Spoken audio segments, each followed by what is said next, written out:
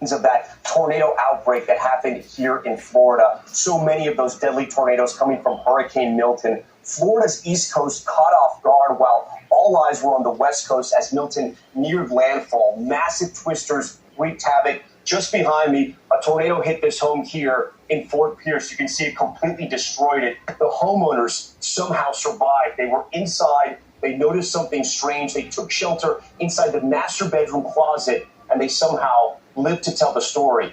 That homeowner just telling me moments ago, he wants to make sure the country doesn't forget about Fort Pierce, that this area right now is hurting and it needs a lot of help from all the states in this country.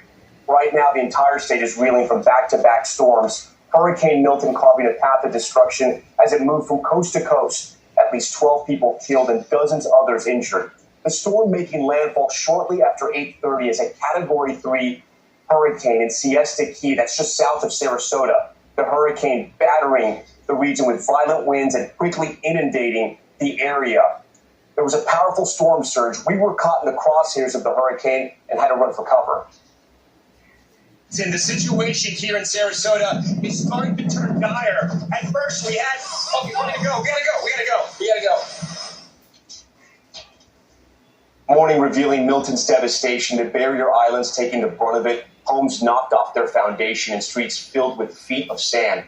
Tampa, which was bracing for the worst storm in a century, was spared of a direct hit, but neighborhoods were washed out and roads were left impassable. Area airports were hit hard. And in Sarasota, we saw some of it up close. The roofs were blown off hangars and planes were flipped. Officials are working to assess the damage and see when they can get service back up and running.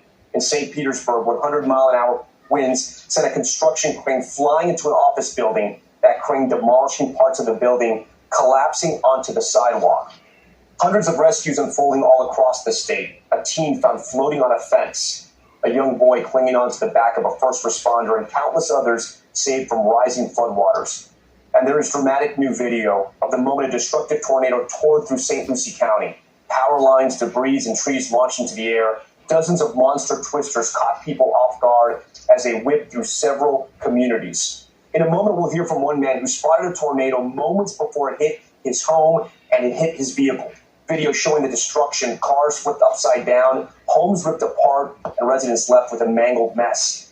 Florida shattering records for the number of tornado warnings issued in a single day. Tonight, nearly 3 million customers are without power. Officials warning it could be days, if not weeks, before the lights are back on.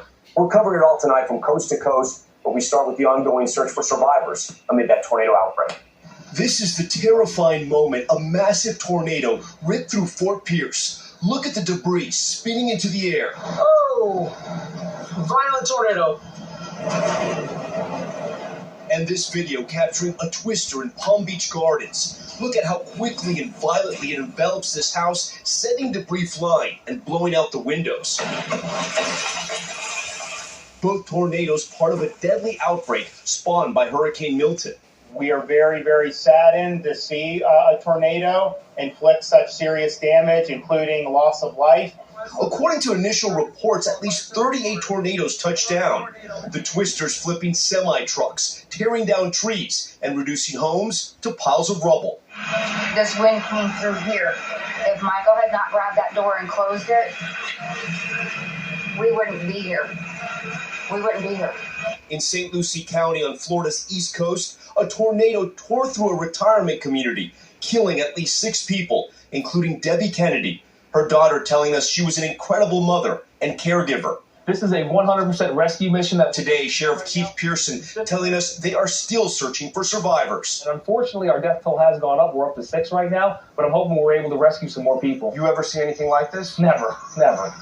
This is the last thing that I could expect. I don't think our community has ever seen anything like this. You know, we've been through hurricanes before. This was nothing like that. It's a complete devastation. I mean, cars, trailers, where there were homes, they weren't. They were lifted up, they were moved, they were crumbled. Those that survived look like this. Boris Melboff can't believe he's alive. Truck started to roll over and it stopped, and then once again.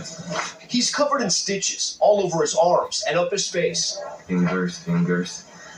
Two more cuts here. He says he never saw the tornado until his truck started flipping. Leaves started to fly, something hit the truck. Pretty powerful to roll over your truck, right? Yeah. You'll never forget that, huh? No. HCA Florida Longwood Hospital took in 15 patients with tornado-related injuries, some with broken bones, others that needed brain surgery. Most of these are blunt traumas to the head and chest, abdomen, and some of them had other fractures because they got